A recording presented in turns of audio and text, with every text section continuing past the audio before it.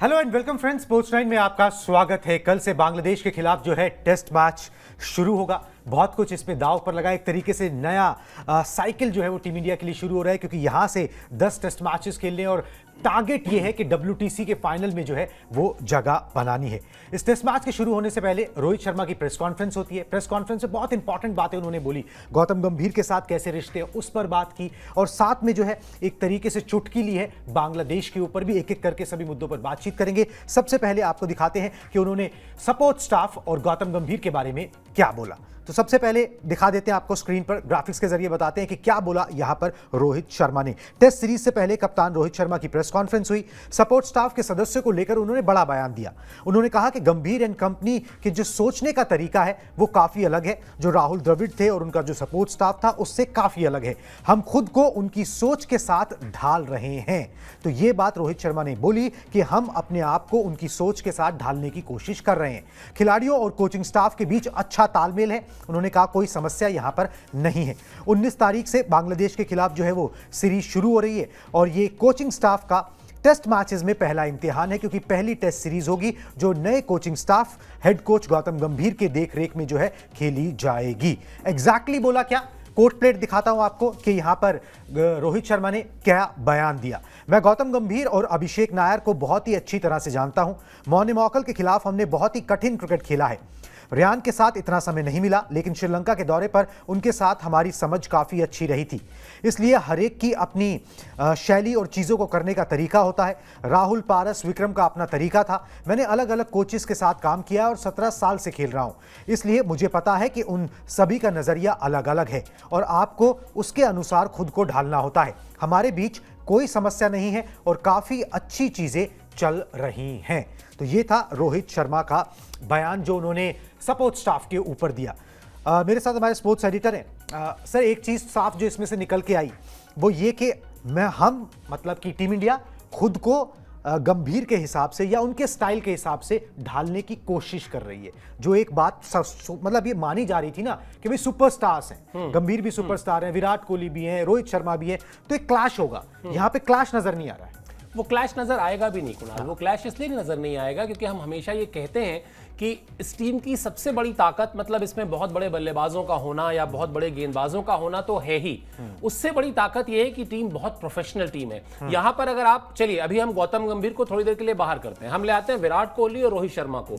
अब हम अगर मीडिया के एक बड़े वर्ग की माने तो कहा जाता है दोनों में संबंध अच्छे नहीं है, दोनों में बातचीत नहीं होती है, दोनों एक दूसरे को पसंद नहीं करते हैं। ऐसा आपने भी सुना होगा। लेकिन जब मैदान के भीतर आते हैं तब हम क्या देखते हैं? तब हम ये देखते हैं कि रोहित शर्मा की सेंचुरी हो तो ड्रेसिंग रूम में सबसे ज्यादा जो चेहरा खिला हुआ दिखता है वो विराट कोहली का दिखता है। विराट कोहली का शतक हो तो सबसे पहले ड्रेसिंग रूम में बाहर आके ताली बजाते हुए दिखाई देते हैं तो रोहित शर्मा दिखाई देते हैं। इसकी वजह क्या है? इसकी वजह यह है कि हर किसी को पता है कि इस खेल में हमारी उपयोगिता या हमारी पूछ या हमारा मान मर्दन, जो मान सम्मान सब कुछ तब तक है जब तक हम जीत रहे हैं। हमारा जो कॉमन गोल है हम सभी का वो है जीत, टीम को सफल बनाना। और जब कॉमन गोल टीम को सफल बनाना हो तो क्या ही गौतम गंभीर हो, क्या ही कोई भी आप ले आइए, XYZ, सबका टारगेट ये होता है कि हमको मिलकर काम करना है। मिलकर काम कैसे आप करेंगे? मिलकर काम आप ऐसे ही करेंगे जब आप एक दूसरे के नजरिए को समझेंगे, सुनेंगे, उस पर अपनी बात रखेंगे, उस पर अपने विचार रखेंगे। सुनकर ये नहीं कि सुनकर चले जाएंगे,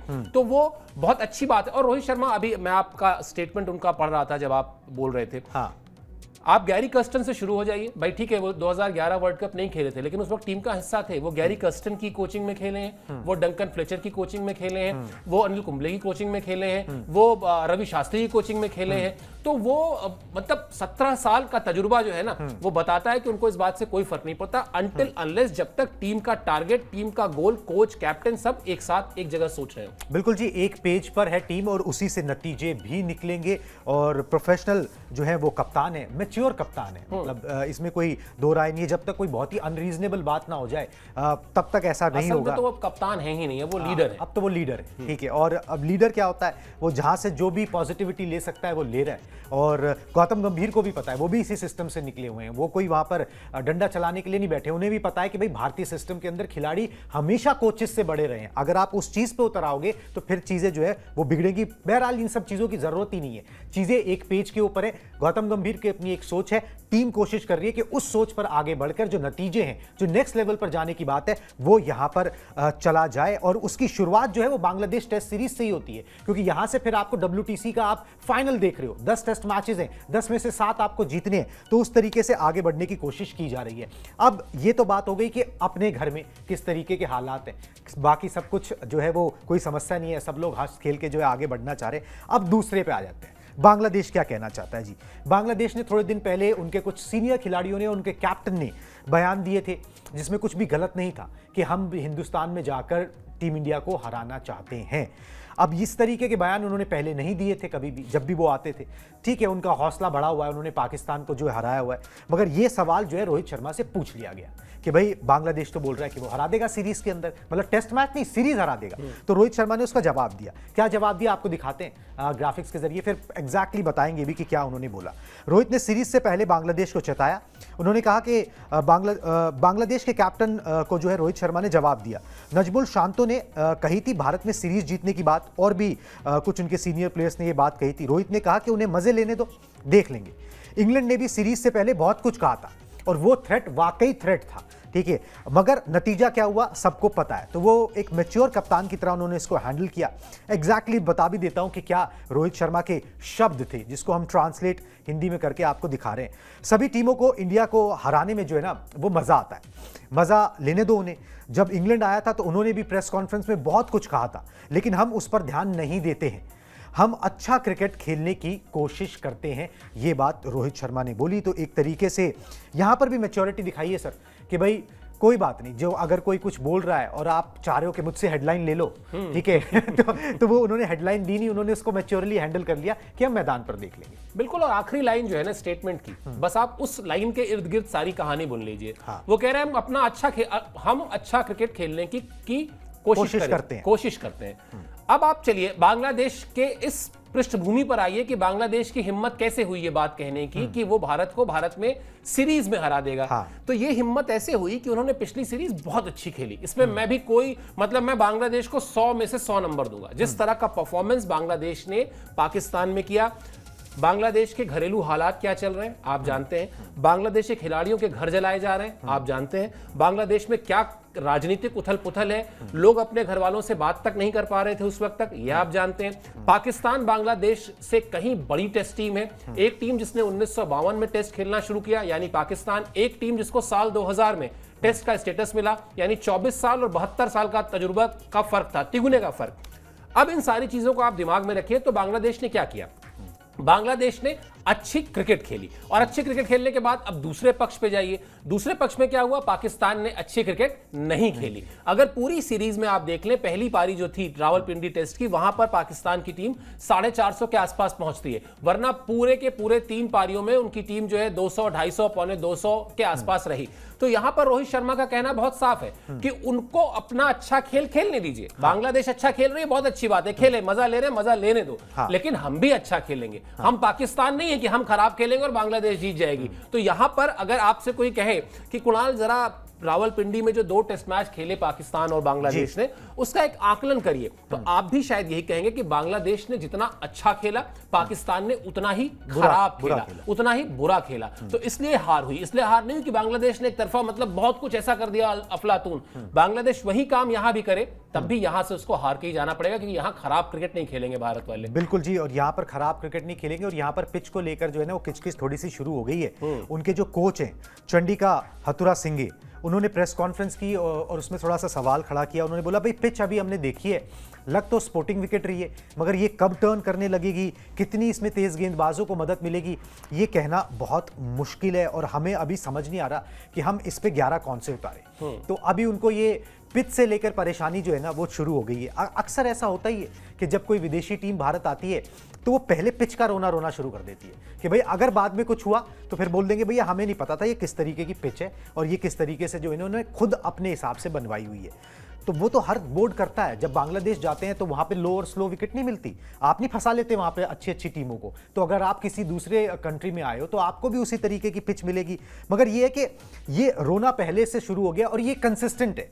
जो टीम आती है वही यही रोना रोती है कि भाई पिच से समझ नहीं आ रहा, पिच से समझ नहीं आ रहा। असल में कुणाल, अगर आप थोड़ा सा पिछले 2 दशक के टेस्ट क्रिकेट की हिस्ट्री को खंगालेंगे तो आप पाएंगे, मतलब 2 दशक तो हम इसलिए कह रहे हैं क्योंकि ये जब से मोटा मोटी हमने क्रिकेट कवर करना शुरू किया, और पहले से जाएंगे तो और पहले से भी यही होता रहा है। पहले ये रोना रोती थी वो टीमें जो एशिया के बाहर की होती थी, यानी ऑस्ट्रेलिया आई तो उसने कहा सब, बिल्कुल ऑस्ट्रेलिया हो गई, इंग्लैंड हो गई, न्यूजीलैंड हो गई, इस तरह की कंट्रीज आती थी तो यहाँ कहती थी कि साहब ये पिच जो है ना समझ में नहीं आ रही।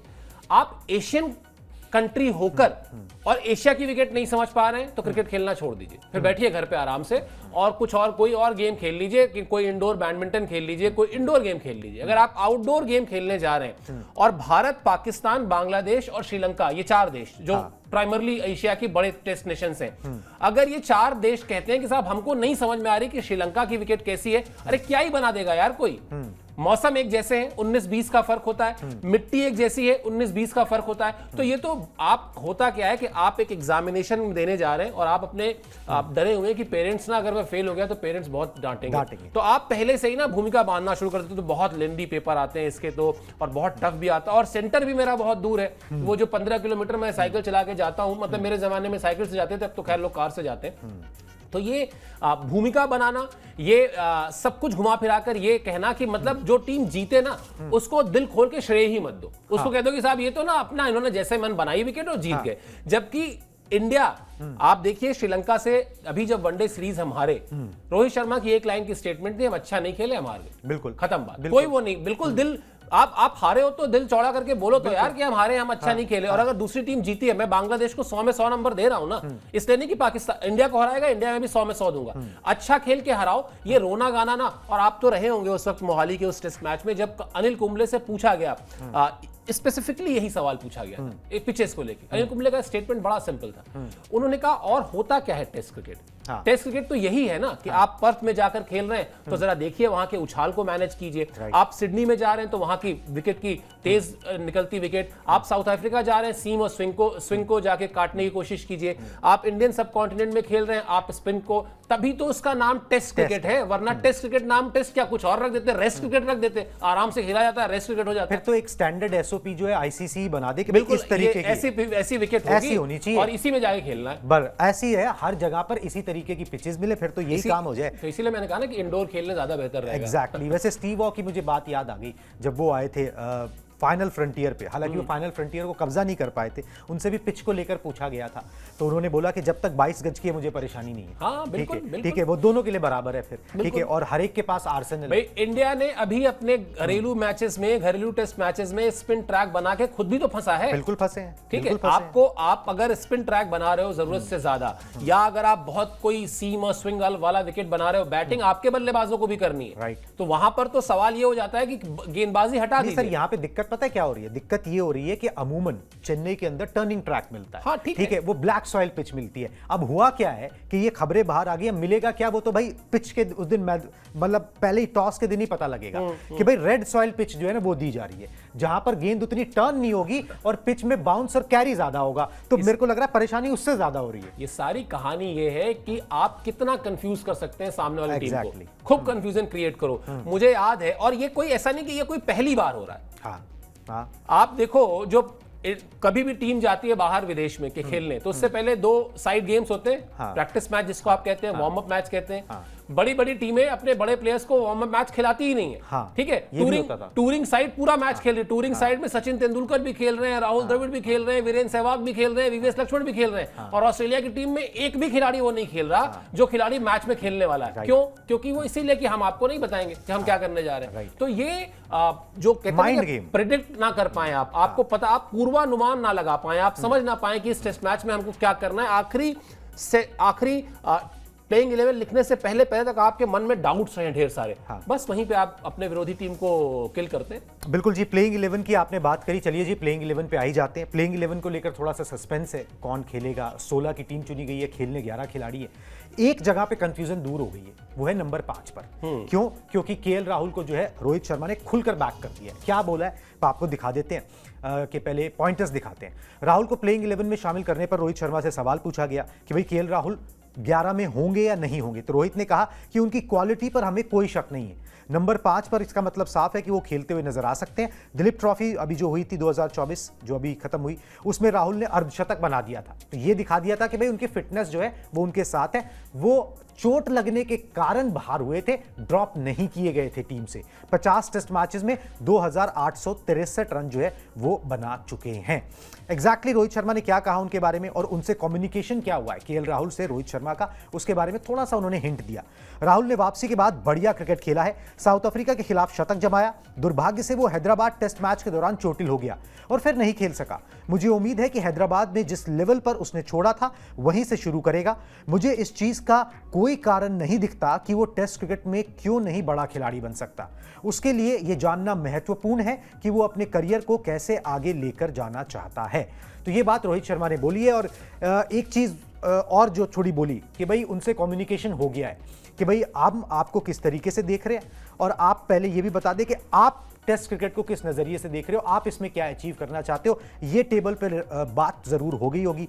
गौतम गंभीर कि वैसे ही क्लोज ही हैं केएल राहुल, कोई दिक्कत उसमें है नहीं। और रोहित शर्मा ने उनको खुल के बैक भी कर दिया है। एक चीज तो है कि भाई जब नंबर 5 पर केएल राहुल का नाम लिखा होता है ना, और या उनकी जगह किसी और का लिख दीजिए आप, मगर जब आप केएल राहुल का नाम लिखेंगे ना तो डेप्थ नजर आती है।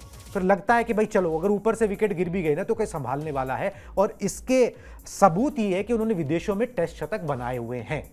बिल्कुल। और मुझे लगता है कि इसके संकेत तो कुणाल, अगर आप मतलब रोहित के बयान से पहले हम जाएं, जब सरफराज को रिलीज किया गया, हाँ, टीम में चुना गया, फिर सरफराज से कहा गया कि देखिए आप बहुत अच्छा खेल रहे हैं, आप हमारी स्कीम ऑफ थिंग्स में, लेकिन आपसे पहले केएल राहुल हमारी टीम का के प्लेइंग 11 का हिस्सा होंगे, इसलिए आप यहां बैठकर पानी पिलाने या बैट लेकर अंदर बाहर करने से अच्छा है आप जाइए दिलीप ट्रॉफी में खेलिए, ताकि आपका वो जो टच है वो बना रहे। तो ये संकेत तो वहीं से मिल गए। अब आ जाते हैं रोहित की आपकी उस बात पर कि जब नंबर 5 पर उनका नाम लिखा रहे तो एक डेप्थ दिखाई देती है, गहराई दिखाई देती है। क्यों? क्योंकि नई बॉल वो बहुत अच्छी खेलते हैं। टेस्ट मैच का पैटर्न क्या है? 80 ओवर के बाद आप एक नया बॉल ले सकते हो, ड्यू होता है। अब अगर आमतौर पर देखा जाए तो ये वही सिचुएशन होती है जहां पर आपको एक फ्रेश बॉलर अगर आ रहा है उधर से नया बॉल लेके, विरोधी टीम का जो सबसे बेस्ट बॉलर होगा वही तो लेके आता है जनरली। तो आपको एक बल्लेबाज यहां चाहिए होता है जो नई बॉल को खेल सके, जो काम बरसों बरस वीवीएस लक्ष्मण करते आए भारतीय क्रिकेट में। वीवीएस लक्ष्मण के शतकों को मैं कम से कम 10 शतक बढ़ा सकता हूं अगर मुझसे कह दिया जाए कि वो 2 नंबर ऊपर खेल रहे थे। हाँ। क्यों? क्योंकि वो पूरे करियर में अपने बल्लेबाजी में 8वें 9वें और 10वें नंबर के बल्लेबाज के साथ खेलते रहे। तो केएल राहुल के साथ वही फायदा है। और रही बात भरोसे की, कम्युनिकेशन की, संप्रेषण की, तो यही तो सबसे बड़ी ताकत है। अभी हमने थोड़ी देर पहले कहा था ना कि रोहित शर्मा आप कप्तान नहीं है, रोहित शर्मा आप लीडर है। लीडर क्या करता है? लीडर सबसे पहले तो खुद निडर होता है। वो कहता है साहब मेरे ऊपर तो कोई आंच आनी ही नहीं, मुझे बचाना है अपने पूरी टीम को, और उसके लिए मुझे क्या करना है? मुझे अपने आप को इस तरह से अपना जो कंडक्ट है वो ऐसा रखना है कि लोग मुझसे कुछ सीखें, समझें। तो रोहित शर्मा ने एक परंपरा शुरू कराई कि भाई जो भी खिलाड़ी चोट की वजह से बाहर जाएगा उसकी जगह पर आने वाला दूसरा खिलाड़ी भले मर्जी 300 कर दे, 200 कर दे, लेकिन जब वो चोट वाला आएगा वापस तो इनको थैंक यू सो मच करना पड़ेगा। हम चोट वाले के साथ जाएंगे इसलिए क्योंकि चोट लगना, और रोहित शर्मा से बेहतर कौन जानता है चोट लगना, चोट कितनी बार चोट लगी, बड़े क्रूशियल समय पे चोट लगी है। तो इसलिए ये फॉर्मूला ठीक है, केएल राहुल का नाम ठीक है, और ये सोच ठीक है कि ये हम उनके साथ जाएं, और ये भी ठीक है कि सरफराज को आपने भेज दिया वापस दिलीप ट्रॉफी जाके खेलो, और वो वहां चले गए। तो सब कुछ सारा खेल ये उस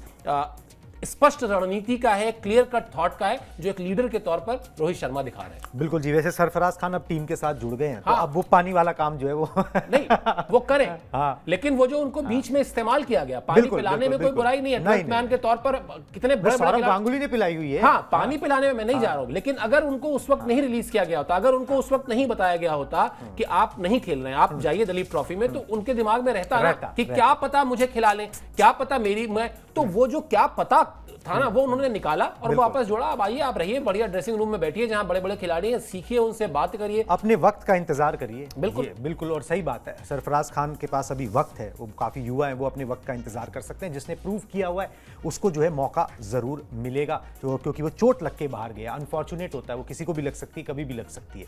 चलिए जी, ये कुछ मोटी मोटी तस्वीर जो है प्रेस कॉन्फ्रेंस से जो निकल के आई, वो सारे पॉइंट्स हमने आपके सामने रख दिए। इसके अलावा जो टीम इंडिया के 2 मैराथन मैन है ना, वो इस टेस्ट मैच का बेसब्री से इंतजार कर रहे हैं, जो हर बार करते हैं क्योंकि जब घर पे टेस्ट मैच होते हैं तो जडेजा और अश्विन जो है उनके तो मुंह में पानी आ जाता है, क्योंकि अब जो है विकेटें मिलनी है तो रिकॉर्ड्स बनने हैं। सबसे पहले जडेजा की बात करते हैं। एक स्पेशल क्लब में जो है ना जडेजा शामिल हो सकते हैं, और कितना स्पेशल ये क्लब है आपको समझ में आ जाएगा जब हम पूरी इंफॉर्मेशन आपको देंगे। ग्राफिक्स दिखा दीजिए। स्पेशल क्लब में शामिल हो सकते हैं रविंद्र जडेजा, उसके लिए उन्हें 6 विकेट चाहिए। टेस्ट मैचेस में 300 विकेट लेने से सिर्फ 6 विकेट दूर हैं जडेजा। कपिल देव और अश्विन के क्लब में वो शामिल हो सकते हैं। अब ये कैसा क्लब है? ये एक ऐसा क्लब है जिसमें ऐसे गेंदबाज हैं जिन्होंने 300 विकेट लिए हुए हैं प्लस 3000 प्लस रन बनाए हुए हैं, और अगर 6 विकेट ले लेते हैं रविंद्र जडेजा तो उनके 300 विकेट हो जाएंगे, 3000 प्लस रन उन्होंने बनाए हुए हैं, और ऐसा करने वाले वो सिर्फ तीसरे भारतीय होंगे जो ऐसा कर पाएंगे। लंबा चौड़ा क्रिकेट इतिहास है इंडियन टीम का।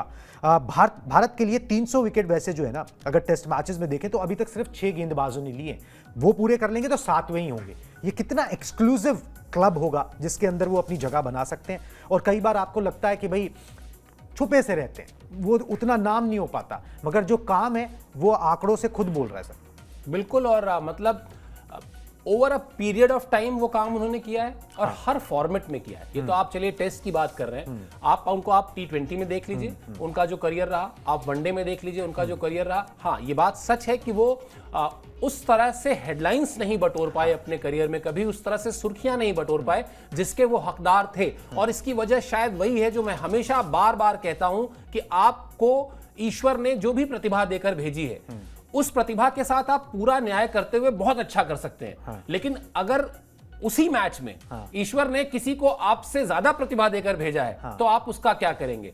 राहुल द्रविड़ सेंचुरी बनाते थे बड़ा संघर्ष करके, लेकिन उसी टेस्ट मैच में सचिन तेंदुलकर की सेंचुरी होती थी जो उनसे ज्यादा आकर्षक लगती थी। किसी एक फिल्म में एक एक्टर बहुत अच्छी एक्टिंग करता है, बाकी के 3 एक्टर उससे भी अच्छी एक्टिंग कर देते हैं। ओलंपिक्स में नीरज चोपड़ा फाइनल में अपना पर्सनल बेस्ट फेंकते हैं, लेकिन उस दिन कोई उनसे भी बेहतर फेंक देता है, वो अपना पर्सनल बेस्ट फेंक देता है। तो रविंद्र जडेजा उन खिलाड़ियों में रहे, या शायद जो सुर्खियों की बात हो रही है या हेडलाइंस की बात हो रही है उस तरह से उनको नहीं मिली कि वो उस एरा में खेल रहे हैं जहां उनसे भी बेहतर परफॉर्मेंसेस करने वाले खिलाड़ी उन्हीं के साथ खेल रहे हैं। बिल्कुल, इसलिए वरना ये उपलब्धि, मतलब आप कमाल बात है, ये जो क्लब है वो क्लब कोई छोटा मोटा क्लब नहीं है। 1932 से इंडिया टेस्ट मैच खेल रहा है, 32 से 2014 92 साल हो गए। बिल्कुल, 92 साल में आप सोच लीजिए कितने खिलाड़ी हैं जिनको ये कारनामा होंगे। ये वही कह रहा हूं, कितने मतलब ये अभी उंगली जो है ये पहली उंगली भी खत्म नहीं होगी अगर आप यहाँ पे गिने तो इसलिए बहुत कमाल के खिलाड़ी हैं, और उनको ये ड्यू है उनका एक तरीके से। ये सम्मान उनको क्रिकेट में इसलिए भी मिलता है क्योंकि वो सर ऐसे नहीं कहा था, उनको धोनी ने सर कहा है भाई, तो इसीलिए कहा है क्योंकि उनको पता है कि भाई बड़ा खिलाड़ी है। बड़ा खिलाड़ी है। देखिए, और दूसरा क्या होता है ना कि आप अपने आप को कैसे कंडक्ट करते हैं, ये भी बात होती है। अब रविंद्र जडेजा उतने एक्सप्रेसिव या उतने अच्छे, जिसे वक्ता कहते हैं हिंदी के अंदर, वो नहीं है, उतने अच्छे ओरेटर नहीं है जितने अच्छे विराट कोहली, ठीक है। तो इसलिए जो है उतनी मार्केट नहीं हो पाती, उतनी मार्केट बन नहीं पाती, मगर जो कंट्रीब्यूशन है वो कहीं से भी कम नहीं है। आपको मैं बताऊं, जब वनडे में रविंद्र जडेजा का वो होना था, डेब्यू होना था, श्रीलंका की बात है, किस्सा मैंने पहले भी शायद सुनाया हुआ है। तो हम लोग श्रीलंका में ताज होटल जहां टीम रुकती है वहीं पर रुके हुए थे, और मैं बैठा हुआ था, हमारे एक और कलीग बैठे हुए थे, और सुरेश रैना और प्रवीण कुमार, प्रज्ञान ओझा, ये लोग पूल में, जो बीच में पूल है वहां पे अपना मस्ती कर रहे थे, अपना स्विमिंग करने के साथ साथ। एक प्लेयर पूल के साइड में ऐसा लग रहा था जिसको, मतलब जिसके ऊपर कोई बहुत बड़ा मुसीबतों का पहाड़ गिरा हुआ है, वो मतलब वो पूल की जो साइड होती है उससे लगातार ऐसे वॉक कर रहा था। वो रविंद्र जडेजा थे।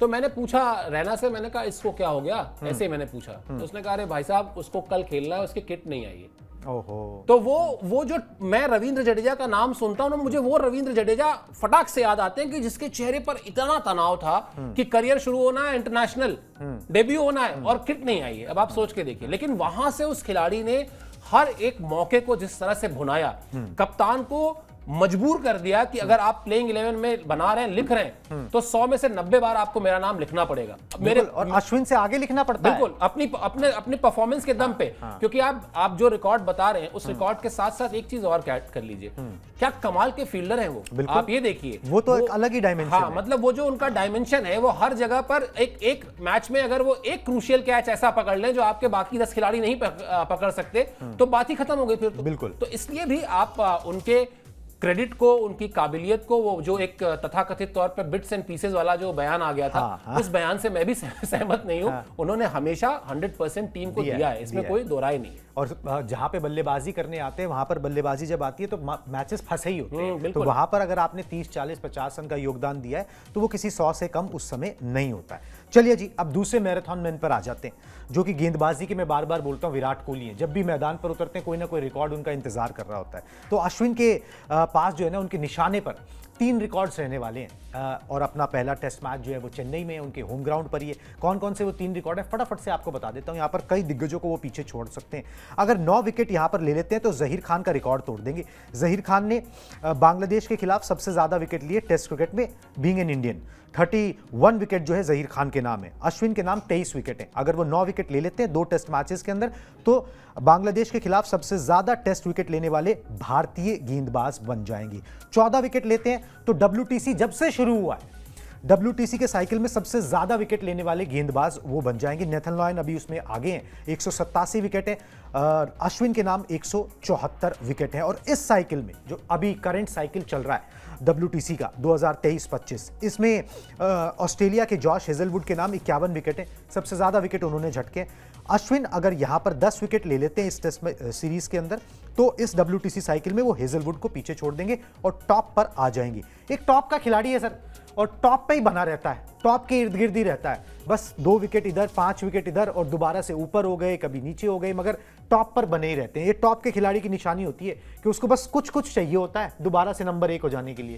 और एक टॉप के खिलाड़ी की ये भी पहचान होती है कुणाल की वो मुश्किल परिस्थितियों में, विषम परिस्थितियों में कैसे अपने आप को अपनी टीम का सबसे बड़ा नायक मान ले। वो ये मान ले कि इस टीम को मुझे ही जिताना है, इस टीम को मुझे ही बचाना है, मैं ही इस टीम को जिताकर इस मैच से लेकर जाऊंगा।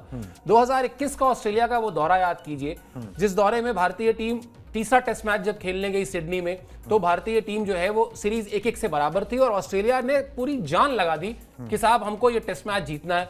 हुआ क्या, दूसरी पारी में मामला ये हुआ कि 5 विकेट गिर गए थे। हनुमा विहारी मुझे याद है और आर अश्विन थे और 125 से ज्यादा गेंदें आर अश्विन ने खेल डाली। उनकी पत्नी ने बताया कि चोट लग चुकी थी, रिब्स में चोट थी, हाथ में चोट थी, लेकिन उन्होंने कहा ना, आप क्या होता है, मान लेते हैं मैं और आप रिले रेस ले लीजिए, रिले रेस में 4 लोग दौड़ते हैं।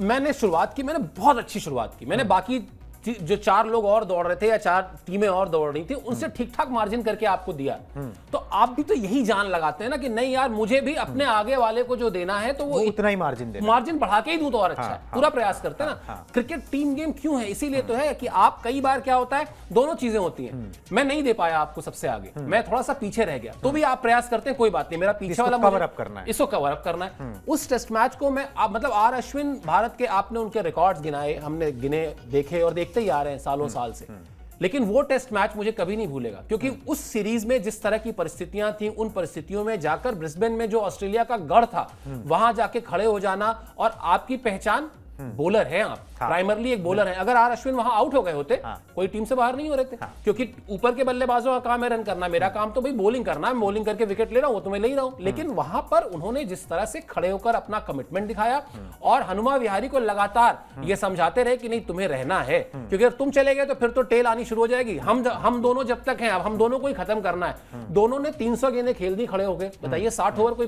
50 ओवर कोई मजाक बात होती है बैटिंग करना भी ऑस्ट्रेलिया में। ऑस्ट्रेलिया में सारी विषम परिस्थितियों में, तो इसलिए मेरे लिए वो एक लीडर है, या इसलिए वो बड़े खिलाड़ी है, क्योंकि वो जो विकेट हैं उनके या जो उनके रिकॉर्ड्स हैं वो एक तरफ है, लेकिन वो जो जिम्मेदारी को ओन करना कि ये टीम मेरी है, इस टीम पर मैं जब तक हूं कोई आंच नहीं आने दूंगा, चाहे मैं बैटिंग करके बचाऊं, चाहे मैं बॉलिंग करके बचाऊं, चाहे जैसे बचाऊं। और ये काम उन्होंने भी, ये काम जो रविंद्र जडेजा के लिए आप कह रहे थे ना, ये काम उन्होंने लगातार किया है। कोई ये नहीं कि अपने करियर के इस फेज में कर रहे हैं, पहले नहीं करते थे। जिस दिन आपने उनको टेस्ट जर्सी पहनाई, उस दिन उन्होंने कहा कि बॉस अब ये टीम मेरी है, जितने साल अगले खेलूंगा उतने साल तक इस टीम को अपना बना के रखूंगा, बना के रखा हुआ है अपनी। बिल्कुल जी, और ये सारी बात ना दिमाग की होती है। अब अश्विन के साथ ये है कि वो खुद को जो है बैटिंग के मामले में विराट कोहली से कम नहीं समझते, ठीक है। तो जब वो आदमी इस तरीके से सोचता है ना, तो फिर कुछ परफॉर्मेंसेस जो है वो आनी ही होती हैं। देखिए 161 गेंदें खेली थी हनुमा विहारी ने, सोचिए 161 गेंद पर सिर्फ 23 रन थे, और अश्विन ने 128 गेंद खेली थी और 39 रन बनाए थे। और सामने कौन कौन था? Mitchell Starc, Josh Hazlewood, Pat Cummins, Nathan Lyon, Cameron Green और मार्नस लाबुशेन को हटा दीजिए, वो आगे थे, वो सब तो पूरे मौज regular ही मस्ती हैं करने उनके। के लिए। हाँ। लेकिन ये बाकी जो नाम है ऑस्ट्रेलिया के, जो टॉप 3 नाम गिना दिए और एक स्पिनर गिना दिए, यही तो ऑस्ट्रेलिया आज भी लेके आ रहा है। बिल्कुल, ठीक है, बिल्कुल। तो ये स्टेटमेंट होती है, ये स्टेटमेंट थी कि आप ले आओ जिसको मर्जी ले आना है, हम ये मैच अपने टीम को बचा के ले जाएंगे, और बचा के ले गए वो। बिल्कुल जी, इसीलिए अश्विन का इतना बड़ा नाम है, इसलिए उनको इतना बड़ा मैच विनर जो है ना, खुद रोहित शर्मा या जो भी कैप्टन रहता है वो मानते हैं कि भाई ये मैराथन मैन है। रोहित शर्मा तो खुद कह चुके हैं कि भाई अगली बीजीटी तक मैं रहूं या ना रहूं, ये मैराथन मैन जो है ना वो रहने चाहिए, क्योंकि ये आपको जो है जिताते हैं मैचेस। चलिए जी, आज सुबह सुबह बस इतना ही। अब मुझे और सर को दीजिए इजाजत, टाटा बाय बाय।